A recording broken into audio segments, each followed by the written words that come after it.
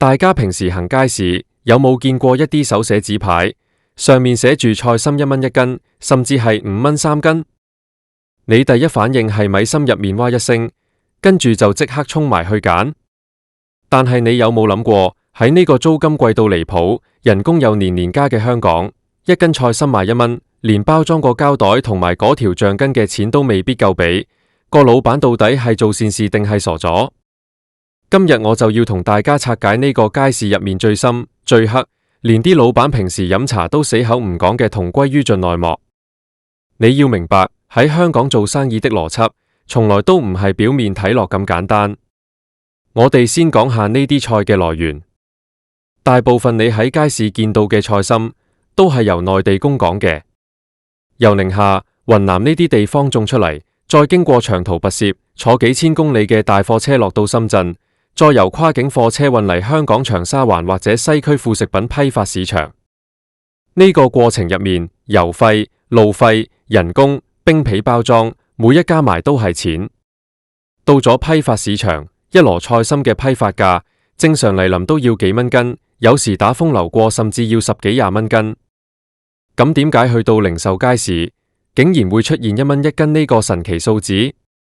其實呢個1蚊斤嘅菜心，背後係一場街市佬嘅心理戰。你要知道，好多街市老闆喺嗰個位紮根咗20-30年，佢哋最唔可以輸嘅唔係錢，係啖氣同埋地盤。好多時你會發現1蚊斤菜嘅檔口隔籬，通常仲有另一檔賣緊差唔多嘢嘅。呢兩檔可能已經鬥咗幾20年。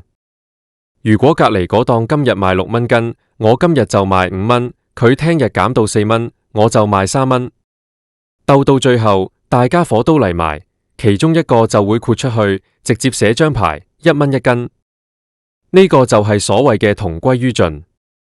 佢唔係想賺你嗰1蚊，佢係想隔籬嗰檔死。因為當佢賣1蚊嘅時候，全條街嘅客都會湧晒過去佢度，隔籬嗰檔就算賣2蚊都無人理，只能夠眼白白睇住啲菜擺到黃晒、爛晒，最後成籮掉入垃圾桶。呢種損人不利己嘅做法，喺街市呢個江湖入面，其實每日都上演緊。但係老闆係咪真係咁笨，每日蝕幾千蚊落去玩呢？呢度就涉及另一個商業秘密，截長補短。你以為你1蚊買咗斤菜心好抵？你通常唔會只係買1斤菜心就走價嘛？你買得菜心，係咪要買埋薑、蒜、蔥？老闆會喺呢啲配角度加反價。平時2蚊一薑，佢今日賣3蚊；平時1蚊2棵蔥，佢今日收你3蚊。你覺得菜心慳咗幾蚊，好開心，結果喺呢啲歲數度俾反晒佢。再加上你會唔會買埋其他貴價啲嘅瓜果？當你覺得呢檔嘢抵嘅時候，你嘅戒心就會降低。老闆推薦你買埋個20幾蚊個嘅大南瓜，或者係10幾蚊一斤嘅西蘭花，佢嘅利潤就喺嗰度反晒嚟。1蚊1斤嘅菜心，只係一個引流產品，用嚟吸你入店嘅魚餌。再深一層講，呢啲1蚊斤嘅菜，有時真係唔要好過流。大家要知，蔬菜係有生命週期嘅，由內地運到香港，如果你係第一手、最靚、最爽脆嘅第一欄貨，當然可以賣得貴。但係如果你呢批貨已經擺咗1、2日，或者係喺批發市場收市前趕住出清嘅尾貨，批發價可能平到你唔信。有啲老闆會去批發市場執呢啲殘貨，可能一整籮先係幾十蚊，折合埋1斤幾毫子。雖然賣1蚊1斤利潤微薄，但總好過賣唔晒要俾垃圾費掉。喺香港，掉垃圾係要錢㗎。如果你每日有幾百斤爛菜要處理，嗰筆處理費都幾傷。所以賣1蚊斤其實係一種變相清理垃圾嘅策略，同時仲可以賺到個平霸嘅名聲，何樂而不為？我曾經識得一個喺街市做咗40幾年嘅老前輩，佢同我講過一個好震撼嘅故事。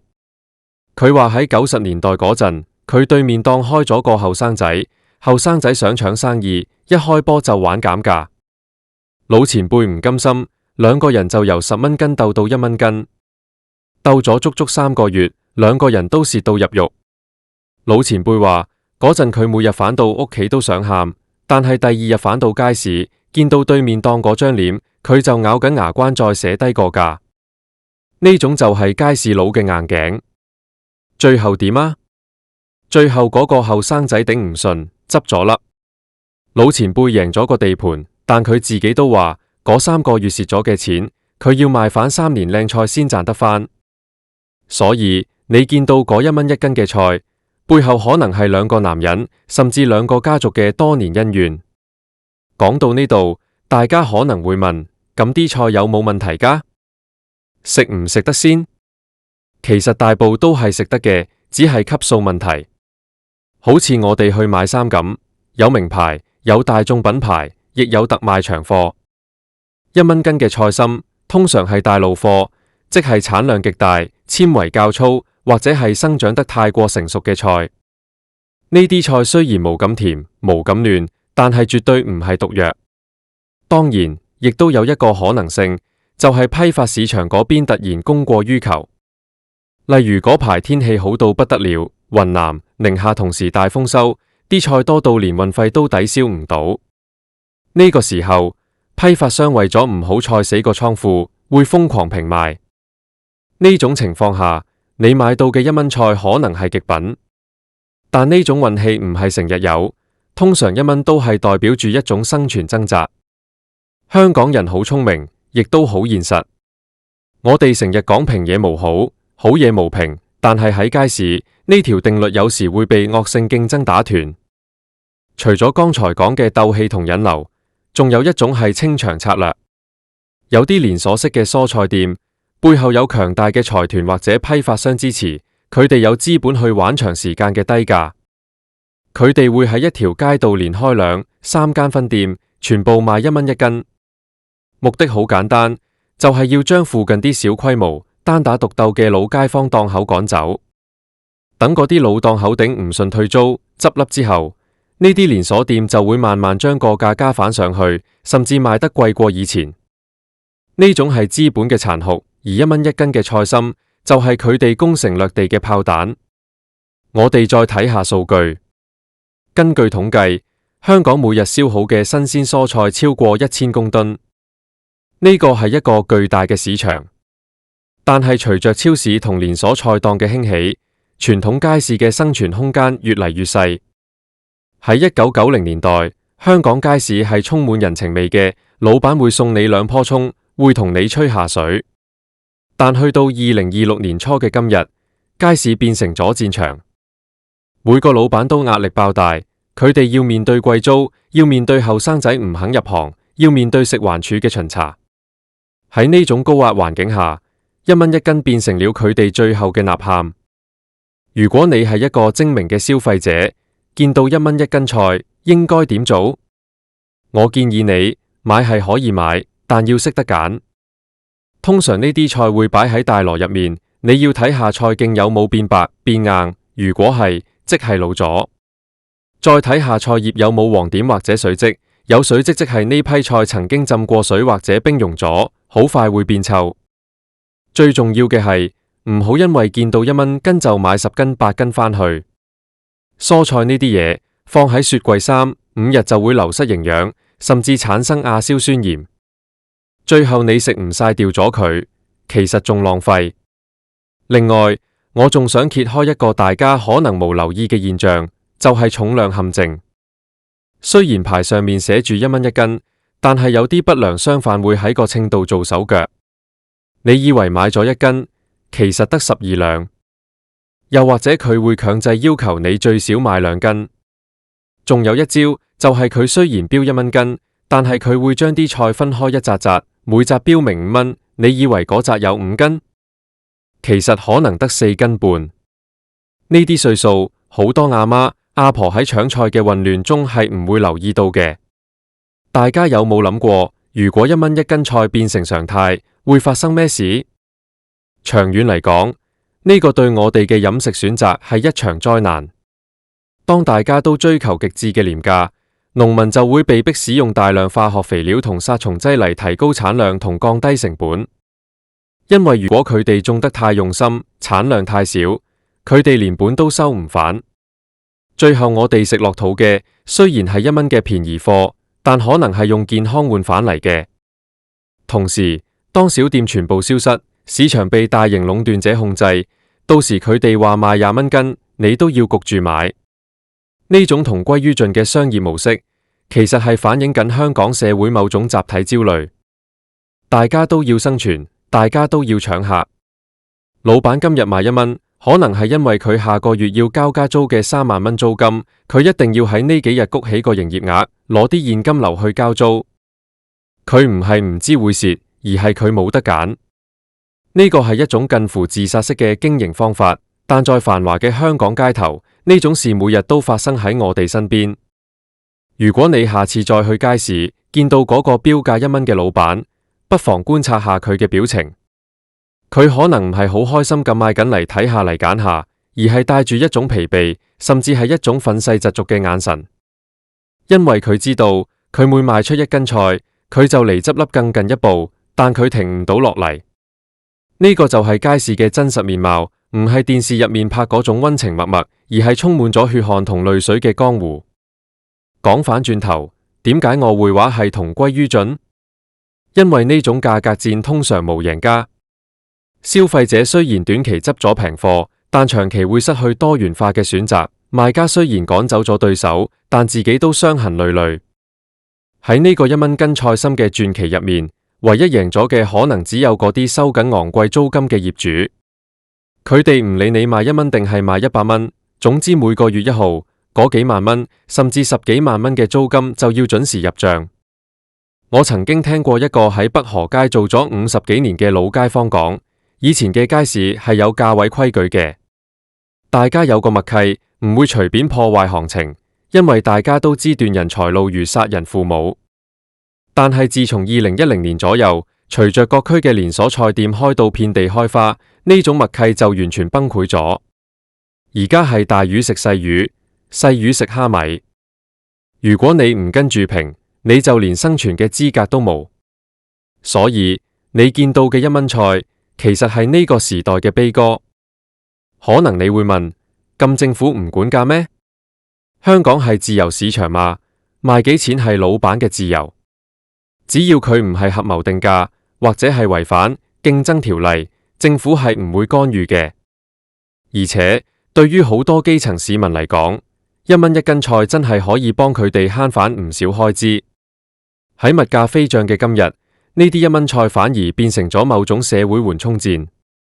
不過，我想提醒大家，下次買呢啲菜嘅時候，記得要洗乾淨啲，因為正如我頭先所講，低價菜好多時來自大規模嘅工業化種植，農藥殘留嘅風險相對較高。你可以先用淡鹽水浸佢15至20分鐘，或者用流動嘅清水反覆沖洗，咁樣食落去先會安心啲。總括嚟講，1蚊斤菜心絕對唔係一個簡單嘅優惠活動，佢係一場集商業心理、物流運輸、同行競爭以及生存掙扎於一身嘅大戲。佢揭示咗香港街市文化入面最殘酷嘅一面，亦都反映咗呢個城市生活嘅不易。我哋喺享受平價物資嘅同時，或者都可以對嗰啲喺風雨入面堅持緊嘅街市老闆多一份理解。你試諗下，一個60幾歲嘅阿伯，每日凌晨2、3點就要起身去批發市場揀貨，4、5點返到鋪頭開檔，搬搬抬抬，將幾百斤菜整理好。到咗下午，為咗唔好浪費啲貨，為咗要同對面檔鬥氣，佢要大聲疾呼賣1蚊1斤。佢賺嘅每一毫子都係辛苦錢。呢種韌性其實係香港精神嘅另一種體現，雖然呢種體現有啲悲壯。我記得有一次，我喺大埔街市見到一個老闆，佢賣緊1蚊斤菜，有個客仲喺度嫌3嫌4，話啲菜葉有啲黃。個老闆突然爆咗一句：1蚊斤你仲想點啊？我送埋個女俾你好唔好？全場即刻靜晒。呢句雖然係氣話，但入面包含咗幾多無奈。所以1蚊斤菜心靠咩賺錢？答案係佢根本唔賺錢。佢賺嘅係人流，佢賺嘅係隔離檔嘅倒閉，佢賺嘅係老闆最後嗰一點自尊心，或者佢根本只係喺度指示離場。揭開呢個同歸於盡嘅內幕，係想話俾大家知，世界上面無免費嘅午餐，亦都無緣無故嘅便宜。當你買到超平嘢嘅時候，通常係有人喺背後為你承擔咗嗰個代價。喺呢個充滿競爭嘅社會，每個人都想做贏家。但係街市老闆嘅故事話俾我哋聽，有時為咗贏，代價可能大到你想象唔到。1蚊1斤菜心，買嘅係生活嘅苦澀，食嘅係江湖嘅無奈。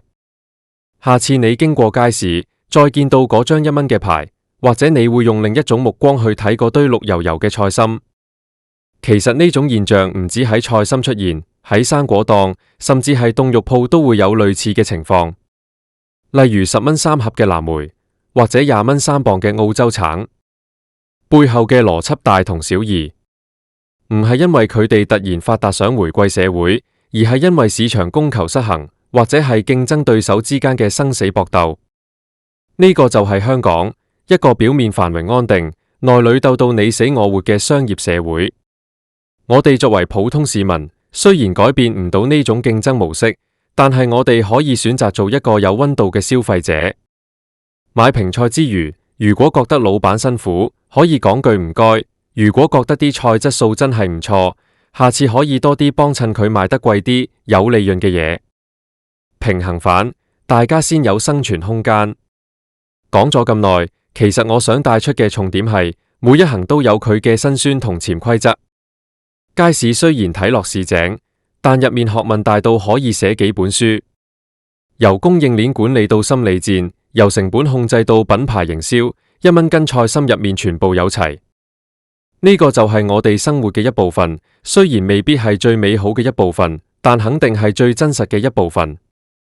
喺呢個2026年初嘅春天，當大家仲喺度討論緊邊度有得買平嘢嘅時候，唔好忘記，呢個城市之所以仲有咁多生命力，就係因為仲有呢班喺街市入面每日同命運、同對手搏鬥緊嘅老闆。佢哋嘅故事值得我哋去深思。如果你覺得今日呢篇內容揭開咗你以前唔知嘅真相，令你對街市、對商業策略有咗新嘅睇法，咁我今日寫咁多字就值得啦。記住，下次見到1蚊斤菜心，唔好只係睇到個價錢，要睇到背後嗰個同歸於盡嘅江湖。生活唔容易，每個人都喺度用自己嘅方法努力緊。老闆嘅1蚊菜，可能係佢最後嘅防線，你嘅一次購買，可能係對呢場鬥爭嘅一個見證。